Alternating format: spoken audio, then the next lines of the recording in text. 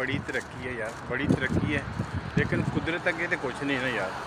कुदरत अपना रंग विखा देंदी है ना। फिर मतलब इन्नी को बारिश हो गई है कि 2 घंटे बाद भी ना अजे तक गिल है तो ये नहीं कि जे बारिश रुक गई है, अजे भी बदल शदल काफ़ी मौजूद ने।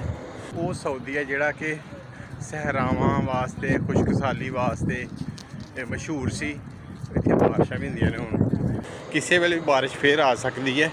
यह देख लो, यह फुटबॉल की ग्राउंड है, मसनूई घाह लगा है, वही बारिश नाल धुल गया, साफ सुथरा हो गया। सब्ज़ा इन्ना को उगाया गया है कि अक्सर बेशतर बारिश हो जाती है, तो बड़ा अच्छा लगता है देख के। यह देखो बारिश हुई है ना, तो चिक्कड़ भी है इत्थे। ये नहीं गल कि कोई इत्थे चिक्कड़ नहीं हुंदा, इत्थे भी हुंदा जनाब। मतलब देखो ना, पानी बड़ी तरक्की है यार, बड़ी तरक्की है, लेकिन कुदरत अगे तो कुछ नहीं ना यार। कुदरत अपना रंग विखा देंदी है ना। फिर